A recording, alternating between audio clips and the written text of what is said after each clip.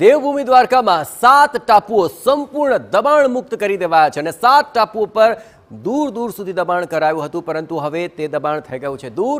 દેવભૂમિ દ્વારકાના અલગ અલગ 7 ટાપુઓ પર ગેરકાયદે ઊભા કરી દેવાયેલા દબાણોને સંપૂર્ણપણે હટાવી દેવાયા છે, જ્યાં જિલ્લા વહીવટીતંત્ર અને પોલીસ તંત્ર દ્વારા 36 ગેરકાયદે સ્ટ્રક્ચરલ દબાણ હટાવી દેવાયા અને આ 7 ટાપુઓ હવે દબાણ મુક્ત થયા છે, તેમને સંપૂર્ણપણે હટાવી લેવાયા છે। આ સમગ્ર મામલે વધુ વિગતે વાત કરવા જોડાઈ રહ્યા છે TV 9 political editor Kinjal Mishra. Kinjal, છેલ્લા 1 અઠવાડિયા ઉપરના સમયથી અહીં દબાણ હટાવવાની કામગીરી ચાલી રહી છે, દાદાનું બુલડોઝર ચાલી રહ્યું છે।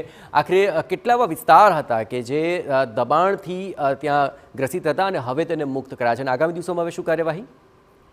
જી બિલકુલ, એક સપ્તાહથી વધારે સમયથી દ્વારકા જામનગરની અંદર જે ડ્રાઈવ ચાલી રહી છે। મહત્વપૂર્ણ બાબત એ છે કે જે ટાપુઓની વાત કરવામાં આવે તો જામનગરની અંદર પિરોટન ટાપુ હતું, ત્યાંથી જે ટાપુઓ પરના ગેરકાયદેસર દબાણ અતિક્રમણ છે તેને દૂર કરવાનો પ્રયાસ છે તે શરૂ થયો હતો। પિરોટન ટાપુ 4000 ચોરસ ફૂટ માં ફેલાયેલો હતો કે જ્યાં ધાર્મિક દબાણો કરવામાં આવ્યા હતા, જેને દૂર કરવામાં આવ્યા હતા। ત્યારથી અત્યાર સુધીની વાત કરવામાં આવે તો 7 જેટલા જે અલગ અલગ ટાપુઓ છે તેની પરના જે ગેરકાયદેસર દબાણ છે તેને હટાવી લેવામાં આવ્યા છે। અંદાજે 36 જેટલા જે ગેરકાયદેસર દબાણ છે તે સામે આવ્યા હતા અને તેની સાથે જ વાત કરવામાં આવે તો અત્યાર સુધીમાં દેવભૂમિ દ્વારકાની વાત કરવામાં આવે તો અંદાજે 53 કરોડ જેટલું જે રિકવરી છે, અલગ અલગ જે જમીનો પરના ગેરકાયદેસર દબાણ હતા તે દૂર કરવામાં આવ્યા છે। 1 લાખ સ્ક્વેર મીટરથી પણ વધારે જે એરિયા છે તે ક્લિયરન્સ કરવામાં આવ્યો છે। ખાસ કરીને ટાપુઓની જો વાત કરવામાં આવે તો ટાપુઓ પર કેટલીક ગેરકાયદેસર ગતિવિધિઓ ચાલી રહી હતી, સંવેદનશીલ ગતિવિધિઓ ચાલી રહી હતી અને ટાપુઓ પર ચાલતી ગતિવિધિઓ